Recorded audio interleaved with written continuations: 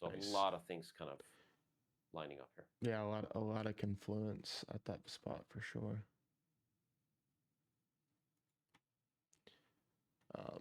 All right, so to your question or topic is maybe refresh my memory, but you were saying like Okay. how to think about the timing or being like having the right idea, but Yeah. the timing not being right. Yeah, that, but also like being so in tune with price that sometimes you can foresee price, and instead of that being a positive, it becomes a negative because you enter a little earlier than you're supposed to. Yeah, I actually think that that's kind of in some ways, an Achilles heel of becoming more Hmm. experienced. Hmm. I've thought about that a lot. So, like, as you become more experienced with price action, often you're faced with a new challenge where you've seen things play out so many times before that when price starts to rhyme or look similar, you want to put risk on in anticipation of that. And for me, and I don't do this perfectly all the time by any means, I'm actually kind of famous for being a day early. But the way I like to think about it or try to train my mind is that like each trade is individual on its own, like it's a hand that's dealt, and we have to do our best to let the price action dictate what we do in that hand. So as soon as we put risk on, there's a point at which that is invalid. So like to me, what then becomes more important is just keeping like following the plan, right? Because if you've seen something before and you put it on but price is telling you, hey, you're wrong, or like the timing's not quite right yet, we have to the most important things becomes protecting that risk. Because if you start to I've taken way bigger losses than needed because of that, where it's like, oh, I see this playing out, and like I've seen this before, put risk on, it doesn't, work in my favor immediately. And if I would have just cut and then revisited once it, kind of re-triggered or set up again, I would have done really well. Whereas you're fighting back that loss, that bigger loss than you needed to take just because timing was off. So like it's one thing to know, a pitch is coming, but then it's another thing to actually hit it. Right. Like you can have the idea, oh, the pitcher's going to throw a fastball, but it doesn't mean that you're guaranteed to hit it. Right. So I think that's where risk management becomes overly important, because if you don't have capital, obviously you can't play the game. So to me, I've been like working toward developing that mindset of just really thinking in bets. Sorry, I just got a trading view alert and that was extremely loud. Thinking in bets in the sense of like, okay, every time you put risk on, that's a hand that you're playing, and there's a point where it's you can't afford to hold it any longer, right? Where it becomes invalid, and we have to just treat that individually. And then if you do get stopped out, you can always get back in, or if it resets up again. So like that's easier said than done, but that's my initial thought process to that question. Yeah, no, super valid. think I think taking the time, like let things kind of play out, confirm, Mm-hmm. and there are various ways you could do that. And so I think sometimes like it's one thing to see it. Like I could see PLTR wanted to do that yesterday, and Mm-hmm. then there's another to sit on hands and wait for that sign. So like Yeah. today, the signal was a little stronger for me than yesterday. So yesterday was that like foreshadowing of sorts of price that I translated into an entry. So I think Yeah. just thinking back, and it's easier to talk about this because it played out in our favor. But thinking back, maybe I should have waited one day and just looked at it today and just Yeah. traded it today if the signs were there or the technicals were there. Yeah. It's relative to the time frame too, right? Because there's things that we'll see shaping up, right? Like Tesla, even big picture, or Baba or something. Yeah. You can have like a bigger picture, like, oh, I've seen this before. Like this could be a multi-month breakout, and then your mind starts to get, kind of in this. I don't know if trap is the right word, but it could get trapped in this, where you have this idea from a big picture, but then applying it to the smaller time frame, right? Like if you're using that thesis or bias on weeklies, or something, for just as an example. Yeah. Like that doesn't make, that alignment isn't quite there. So like if, say you enter a day trade on Baba, like you day traded it yesterday, I'm in a swing trade, it's a perfect example. You know, if that would have started to fail, right, it wouldn't make sense to use the big picture thesis to hold longer on the week. Like, oh, well, you know, this is going to be a good name. You know, we said it would be. It still could be, but it doesn't matter if you don't have, you know, if the trade is just a day trade. So I think putting things in context of expectations, I like to try and really, every time I put on a trade, ask like, what are the expectations? So like when I was building out the playbook in 22, like refining and defining everything, because it was a harder year, like we mentioned earlier, the way that I got to figuring out like the best sell rolls, and that there's, you know, still always being refined, is asking like, what is the expectation of the trade? So like Apple Give and Go right now, you know, it entered on the turn off of 235, and the expectation is for it to get back up at least the opening high for me. Like that's the main trade. Can it trend beyond that? Can do more? Great. That's, you know, sure. But so then I'm going to reverse engineering the expectations is how you get to the sell rolls. So securing some profits into some strength, and then if it gets to 238, taking some more off, holding maybe some runners, right? Right. Versus somebody might see like, oh, Apple long off 235, and, you know, for a swing trade or something, right? Like the way you manage that is going to be different. And sometimes I feel like the mind can play tricks on you, where it's like you see, maybe you're looking at the daily or weekly on Apple and like, oh, this is set up really nicely. This is like, we even comment sometimes, you know, this is, if you close your eyes, like this is going to end up at like, you know, 250 in a week or two or something like it. And Yeah. that stems from just seeing it before. But the time, that doesn't mean that it's easy to just make money on it. Like you still have to have a setup that has a signal and price has a lead. So anyway, I think that's just a couple other things to add to that. Awesome. Absolutely. Yeah, it's just generally for everybody that are listening in. I think it's important, irrelevant of your experience, to always revisit things. Like this instance was PLTR because it was relevant, but you know there are other things that you know as a trader, as independent trader, need to review every day. Perhaps after market or even during market when things are slow, just go back and rethink things through, what you could have done better, what you know, stuff like that. And so, like this subject in hand here is something that I've noticed. You know, it's been going on for years. I've gotten a lot better at it, but it's still a thing there that I need to keep refining. So Yeah. nobody's ever too experienced to get better. I think people who have that attitude where I know everything, I don't have to do reviews, I don't have to refine. I think those just bullshitters and probably not good traders. Yeah. That is also true. I'm watching for the account challenge guys. I'm watching 645 call for SPY Friday expiration. I think the setup is very good. If we flip over 50,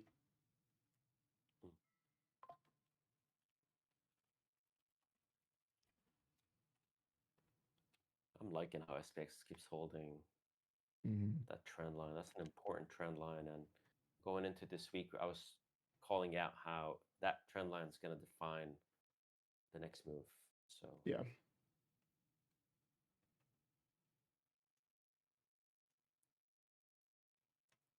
really nice move here. Fast 5 points move here. So this shows one of my playbook plays, guys. SPX. Just interrupt me when you want, Matei. But uh, this is how I look at gap ups. Like this, I've traded this many times before. I use the first 10-minute candle low as a reference point, the high as well, and then I'll wait for price to unfold. And so if it starts breaking the lows, I would wait for a recovery of this low. And if it does recover, what I'm looking for is a traversal back up to the high day. If that high day breaks and holds, I would expect the trend day for the rest of the day. Sellers failed to push below into the gap and filled the gap. Buyers stepped in, pushed prices higher. And so this is exactly what transpired. It took a bit, but you can see it took about 40 minutes or so, and then we saw this what looked like a sell and gap fill attempt get recovered, and it was right on this support, which is the 20-day moving average. And look at this beautiful uh, 10-minute hammer bar. That saw follow through into the high of day. That's your first target. Second target now is a break of high of day and move into that next resistance, which Mateus pointed out is the 50, 6450. Above 6450, and I think we can start moving. I think we can start moving towards levels above. The next bigger level I have is 6481.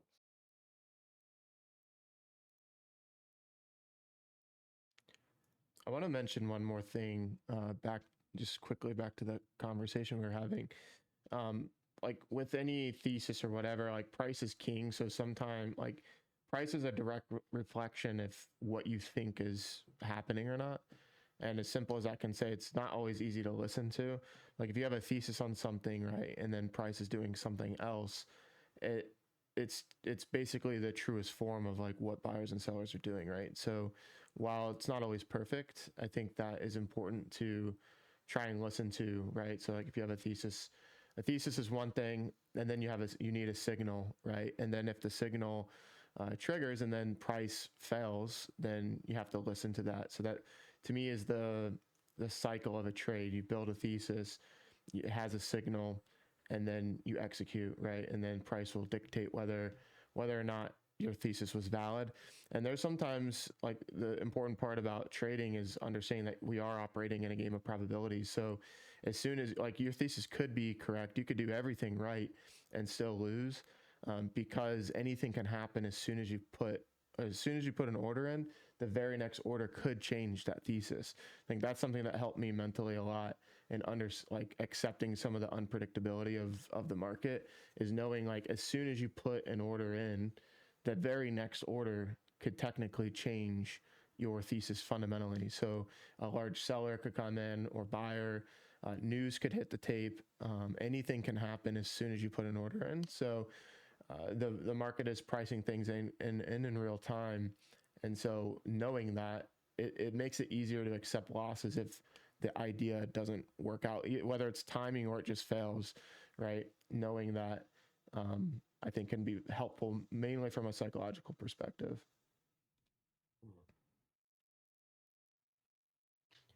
I think, like when it comes to money, people are very sensitive to that topic, and I get it. I'm the same. But when you're trading, you need to operate within that realm that you're talking about, and it takes time to, I think, become more comfortable thinking that way. Um, but I think it's all about reps, and learning what works and keep doing what works and stop doing what doesn't work. Mm-hmm. And noticing those patterns throughout the day and throughout the weeks and months.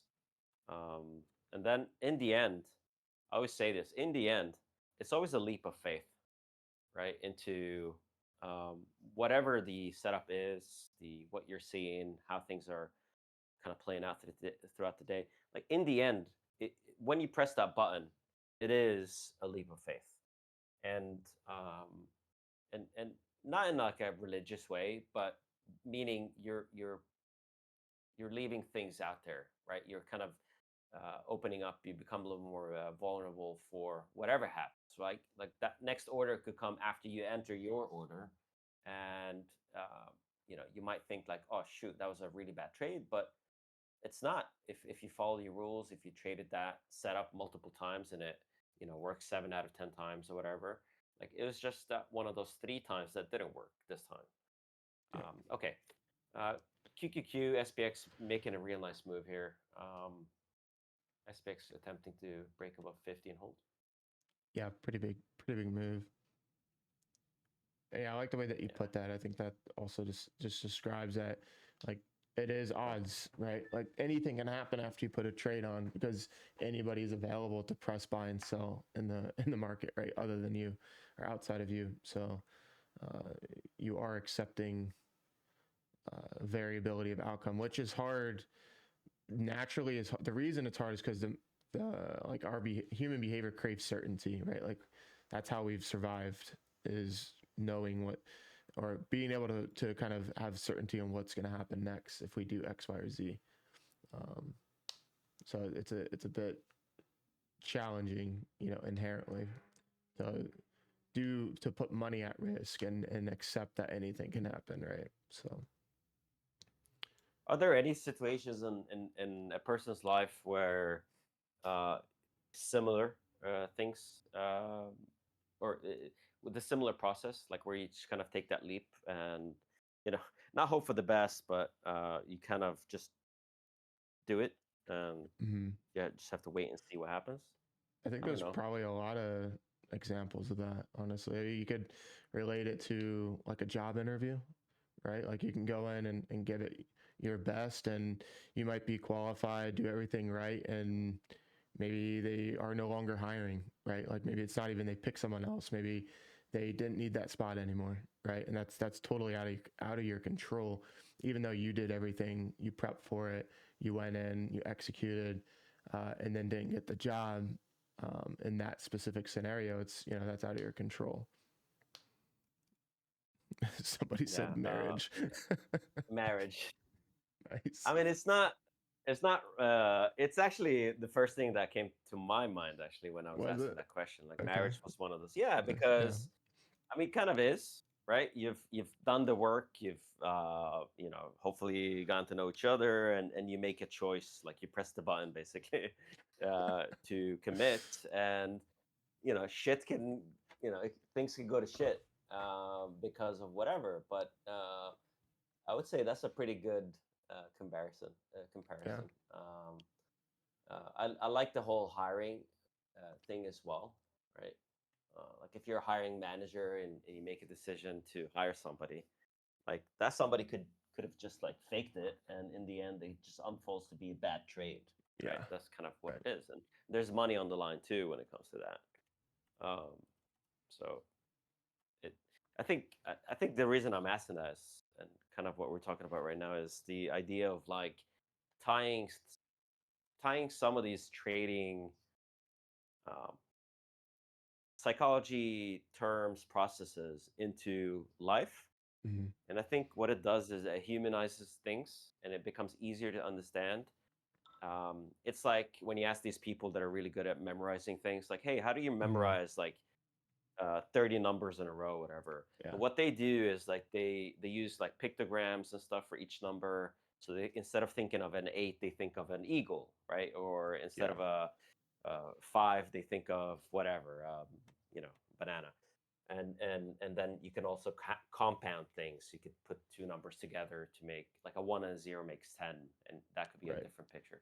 So like, but being able to humanize some of these trading concepts, I think, is important to be able to not only remember them, but also to like emotionally connect with it. Because in the end, I think although we speak about like removing emotion from trading, I think you have to be super in tune with with emotions in Yeah. order to tune out emotions, if that makes sense, right? You have to Mm-hmm. understand what kind of emotion it is in order to suppress it, right? If you're feeling nervous, you have to be able to like one recognize that you're nervous about, let's say, holding a trade, and then two, you have to be like you have to assess that the reason why you took this trade was because of it's part of your playbook, and because it's a playbook, you know that statistically this play will play out over 100 plays in your favor.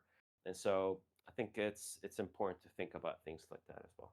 Yeah. It's a great point. One thing that I've thought about in this line of thinking is like what emotions are valid or what emotions should you, because like I used to kind of like try to train myself not to feel anything, and Okay. the risk of that is getting into a state of euphoria, which euphoria just is having the inability to perceive risk. I think that's directly from trading in the zone actually.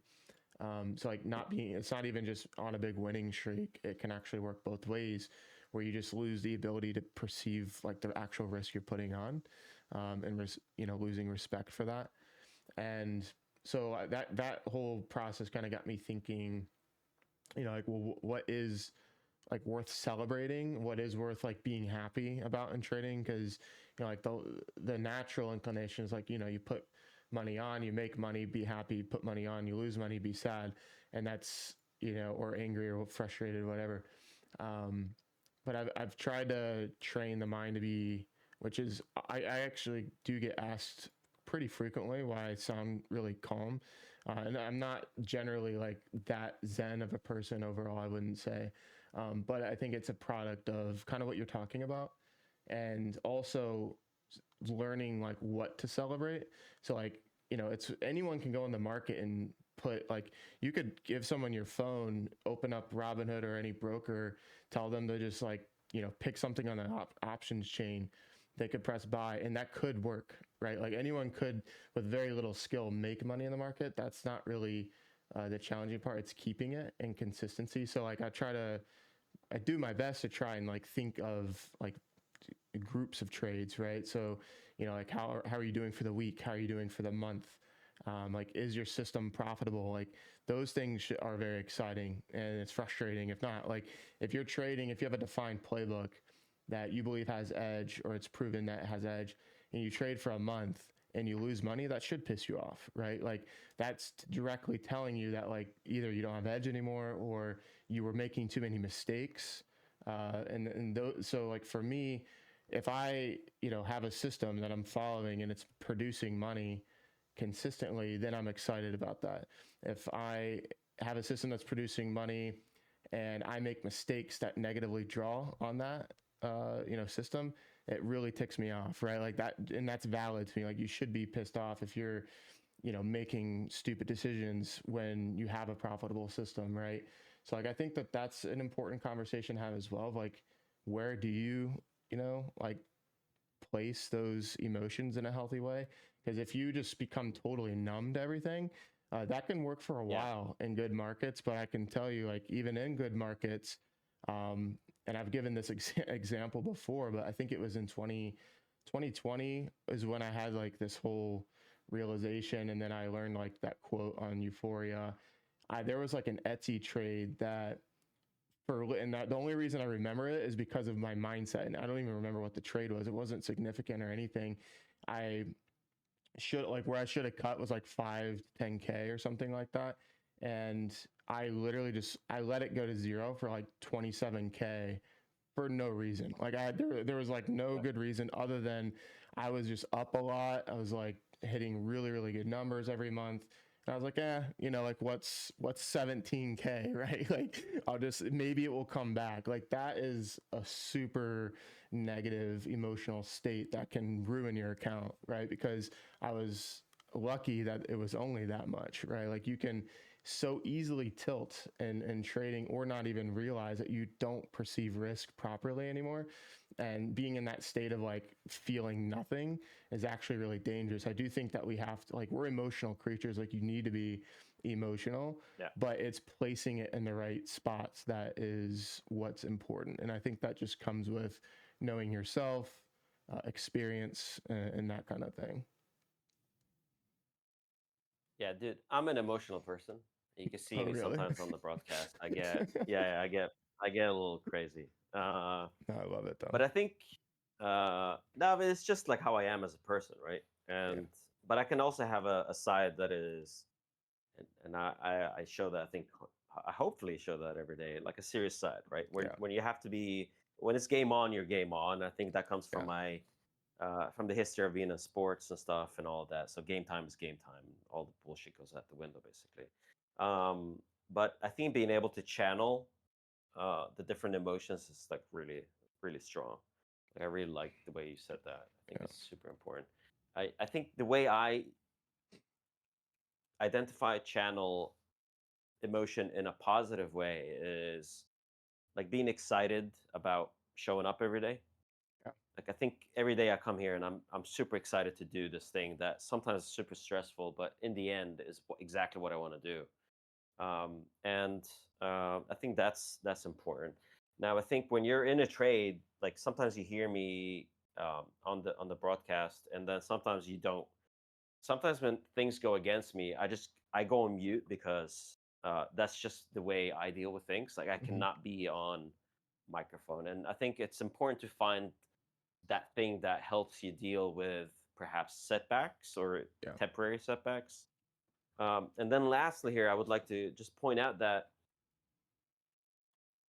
the at least in the first few years of trading, like the first 5 6 years of trading,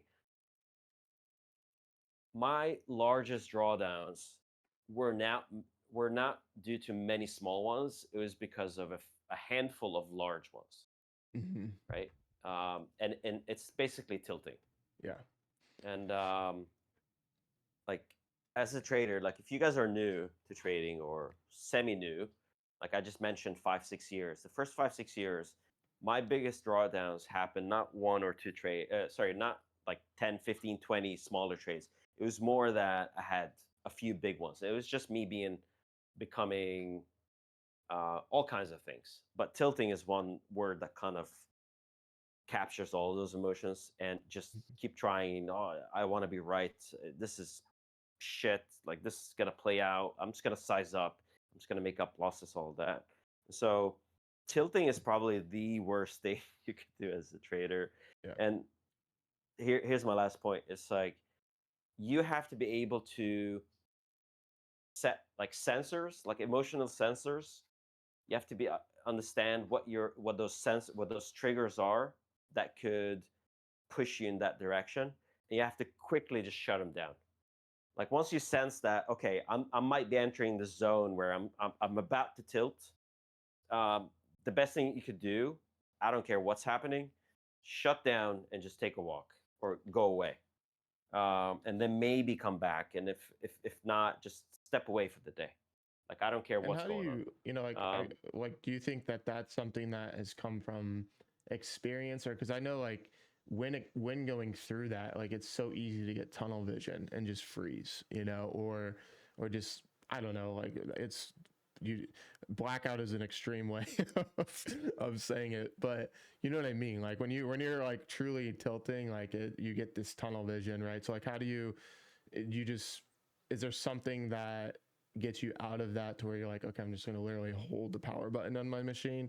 Or is it just like experience knowing that, okay, this is starting to go the wrong direction and I need to do that, and you walk away? Because it's very good in theory, right? But like I know like from experience that can be really challenging. So like, is there any tips or thoughts that you have on that specifically to like get yourself out of the chair and walk away?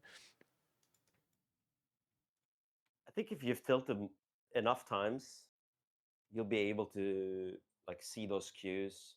Like Yeah. it could be you entering, re-entering, and re-entering trades, the same trade over and over again, and so maybe you can add a rule where it's like, okay, you can take a shot at a trade that you've entered once, but more than one time is not Mm-hmm. allowed or something. Yeah. So you have to create rules.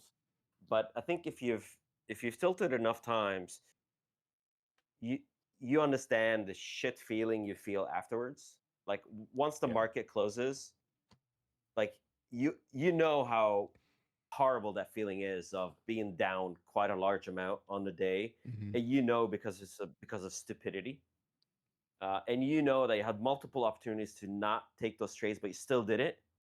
And so what I try to do is I try to first assess and sense those triggers, and I always kind of think of the emotional kind of like wreckage I am those days, because and it's for me at least, it's less about the amount, it's more about like the stupidity and like I know better, I should know better, why am I doing this? Mm-hmm. And so you have to figure out what that is for you. But for me, it's like that feeling after the market closes and like, dang, like I this sucks.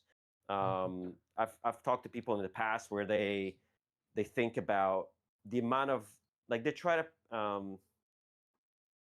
like when we're trading, it's numbers on the screen, but it's actually physical money. And I Mm-hmm. think nowadays, like understanding what $1,000 is hard. Rarely hold money.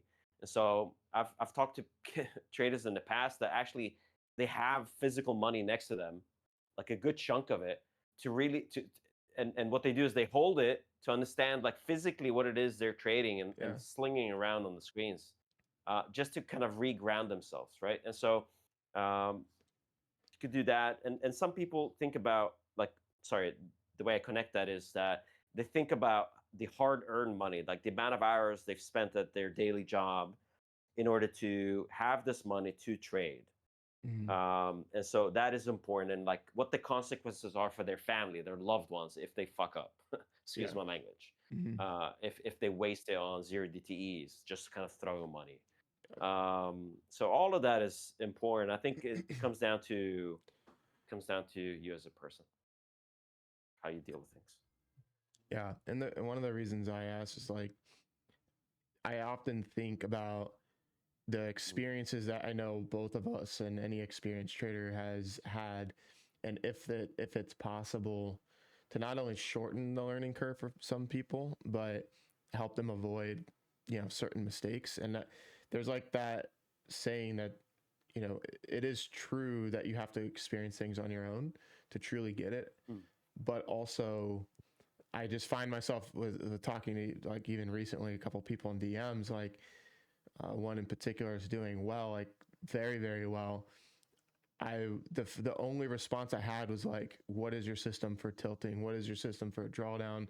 Like, how are you going to manage that?" And then I think, it was like within a week and a half that they had like a pretty big drawdown after being at like a very like high state of mind, like everything is working, whatever. And the only reason it was like I was able to forecast that that was probably going to happen soon is because I've done it so many times. So like, is there Yeah.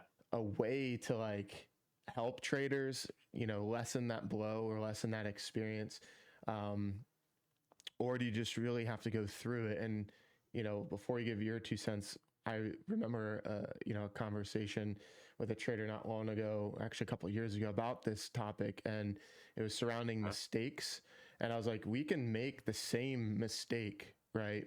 But the value difference could be tremendous, right? Like you could remove a stop, right? And or say you and I both remove a stop. I lose 5K and you lose 100K or whatever, right? Like we both made the same decision, the same mistake, objectively to remove the stop, but the impact or the value of that mistake is 10 times difference. And so I think traders have to go through like every trader has to make the mistakes to learn and understand. But one way that I think we can help traders avoid the pain or the how valuable that mistake is or big that mistake is rather, the scale of it, is by introducing and sharing the importance of systems, right? Like, can you set a max drawdown limit in your broker? Some brokers have that, some don't, which is unfortunate. But there are things that you can do. Like if you entered a trade, only give yourself 2 attempts or 3 attempts max, right? And if you do, you hit the power button and you walk away. Like, so there's certain systems I think that we've already kind of talked about and can help people with that might lessen the mistake, but I don't know if there's a way to really help people avoid it, which is something I've struggled with in the past, like just having conversations with a lot of different people. I think it's all personal, but I do believe that you do have to go through some hard times in order to like fully grasp it, like with everything that uh like in order to fully grasp what we're talking about, like you must have, let's say blown an account or made this mistake over and over again for you to relate. If you've never done that, I think it's going to be hard to really connect and relate to it. That's why it's so important to um, look up to people um, who do things uh, in a way that you can relate to, right? If you just look up to people that you can't relate to, you can't aspire to be, or whatever, then it's going to be hard to model them.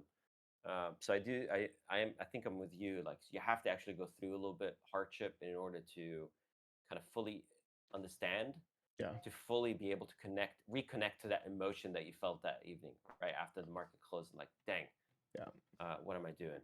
Um, so I don't know if you've read the book, but the book that I released, like one of the first chapters is the trading constitution.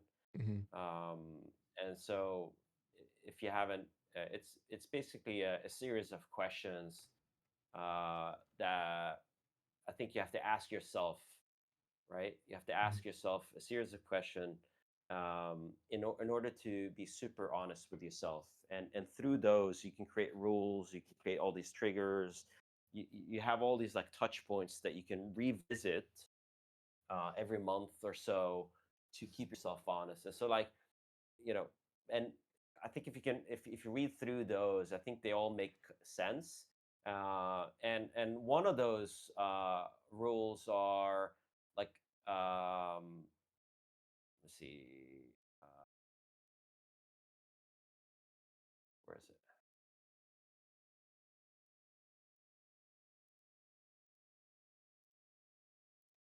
I just want to read it. Like, are you a rule follower or a rule breaker? Like, hopefully you have a rule, a set of rules that you follow. So you talked about, okay, you can only enter or re-enter a trade twice. If you have an X amount of dollars, negative on the day, you stop. Like, all of that is good. But if you lie to yourself and you break the rules that you set, it's not gonna work, Right. right? It's not gonna it's just not gonna work. And so that connects to honesty, right? Are you an honest or a dishonest person, Mhm. right? I like Because that. if you're Yeah. if right, so it's like if you're an honest person and you're honest with yourself, more importantly, like you won't like turn the blind eye on things that you've done that you shouldn't have, right? Like you're that person that will keep yourself honest.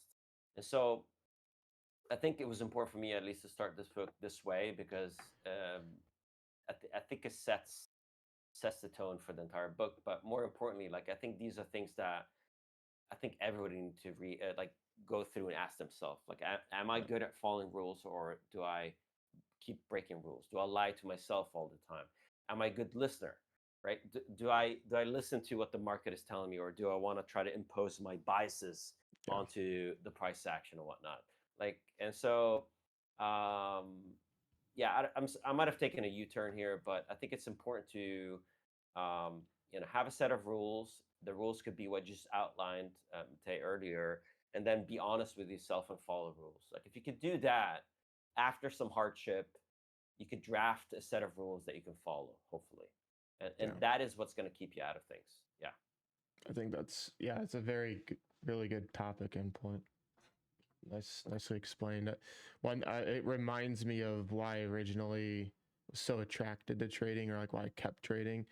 I mean, it really is a performance sport, and just growing up, competitive and competitive sports and whatnot, that was always attracting. But the thing that I think really separates people in competitive sports is they force you to become better, right? Like, as corny as it might sound, like trading forces you to become a better person, which is, you might not think that like when someone's just talking about trading, but the reason why is because of everything that you just said, right? If you don't do those things like that you're just explaining, you will fail, right? Like if you're it's like a direct reflection of character, the way that you handle those situations, and then you're processing those decisions literally several times a day, every day for years. Right, so like it'll either shape you or it will into something better, or it's going to break you and it's not for you, right? So I've always thought that was interesting about trading, something that I wouldn't have anticipated Mhm. knowing or feeling or thinking when first like getting interested in it. But and I think it's just because you're dealing with money, right? Like money heightens emotions and says a lot. There's like a saying that you can learn a lot about a person, or everything you need to know about a person by looking at their bank statement, right? Like that's something that I've heard said over the years, and there's reasons for that, right? It's a reflection of behavior in a lot of ways. So Can I just say one thing? Like one of the members saying that they're honest to everybody but themselves. Like that's pretty dangerous, and kind of what we're talking about. So I think one practical tip there would be to assign somebody that you trust to keep you in check, right? And it could be another member. Like if you're friends with somebody in this Discord, perhaps you assign them the right to like DM you, like, "Hey, you okay?" Because through things that we type, like we can see things, right? Like I can start seeing when Matei is over trading, whatever. And so I'll send him a DM like, "Hey, you okay?" Like, Mm-hmm. and so that could be another member. So perhaps reach out to a member like, "Hey, if you see me going off a bit, or you start seeing signs that I might be over trading or breaking my rules, like just ping me. I'll give you the right to do that." Another way to do it, which is I think more painful, is like in my case, I would assign my wife. So you have a deal with your wife, and this is super scary, which is part of the point. Like every day, you and I gonna sit down and talk about what we did, right? Like you're gonna be super, super transparent with them. Like I'm just saying my wife, but it could be your best friend, it could be whatever. And like this is what I did. And they're gonna be able to give you that lesson very quickly. Like, dude, like what the fuck are you doing? Like you have to do better. I think what that does, it's like when you were little, at least for me, with the with my parents, like, no, I'm gonna try to do well in school because I don't want my parents on me. Like I'm just gonna do a good job, and like a little bit intimidation there, my parents and stuff like that. And so like I think those are two like practical ways to do it. And it doesn't have to be exactly like that, but I think those are two things that you can kind of like take and make into like your own thing. It's a great point. Yeah, it's one of the I think benefits of like even if we weren't like running the trading community, I would 1,000% be a part of one. And I think being a part of a community in trading is super important for those reasons. It doesn't have to be like you said someone in the community, but having like a accountability system around you to keep yourself honest is super important. So Yeah. Yeah, it's a good word. Yep. Accountability.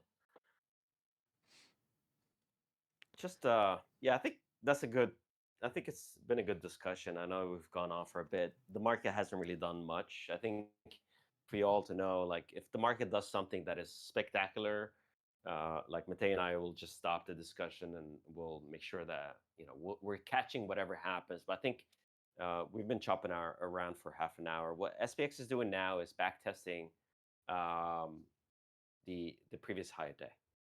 So it's going to be interesting to see what happens here. So 6450 is currently not holding.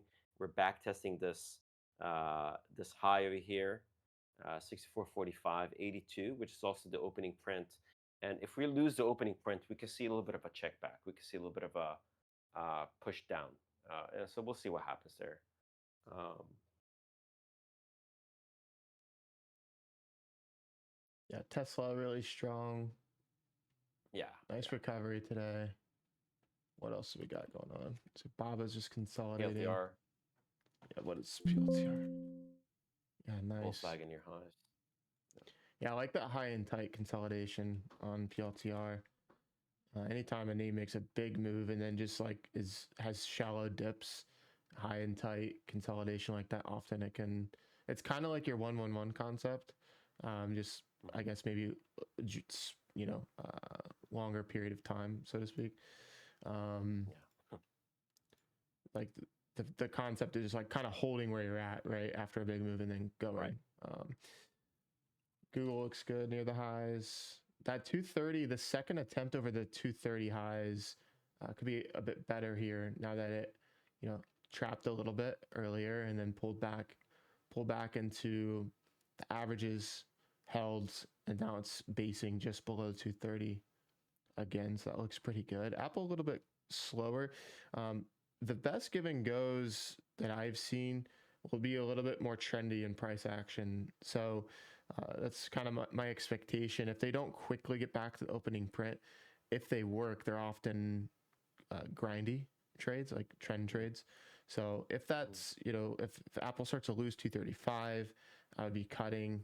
But if as long as it holds, it can kind of just do its thing and trend higher throughout the session. S&P, just adding a quick gamma update, and then I'm going to take a little break here. Let's see, we're loading. I think we're still in some supportive charm, which is a positive for the upside. This could be a nice entry SPX if it holds the opening Okay. print, especially with the supportive charm there. Just call that. Nice. It's still loading for some reason.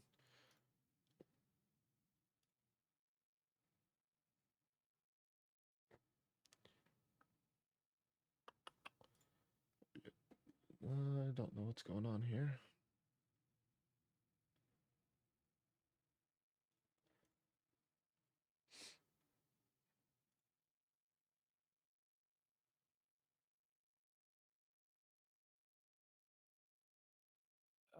Mate, do we have this recorded We conversation? do. Yeah. I Okay. actually One remember of the for members once. asking. Okay. Yeah. I'll get it out to everybody in a little bit. Trying to get the Yeah, gamma to come one of up the with some. members asking. Okay. Yeah. So just making sure I could answer them.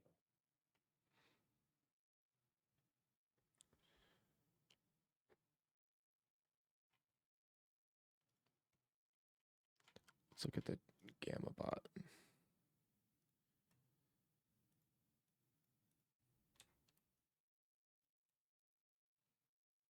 So we have a peak at 6470. The 6450 is still that key spot that we need to stay above for longs. I'm actually not able to load. I don't know if it's me. I might need to clear my cache or something. But we can above 6450, 4550, we can reasonably expect a trend move toward 6470 next. And I'd like a long here, actually. Mm-hmm. I'm contemplating. It's a bit of a 9 on 10. That's that back test. Maybe a smaller trade. Just want to give it a second here, see what happens. Nice. Sorry, I didn't mean to interrupt you, but just Nope, kind of calling it out here. Okay. And I like that 70 target. I'll probably look at 64.55. They're pretty cheap. I don't know. It feels a little too cheap here. At $3, 10 points up already in the session.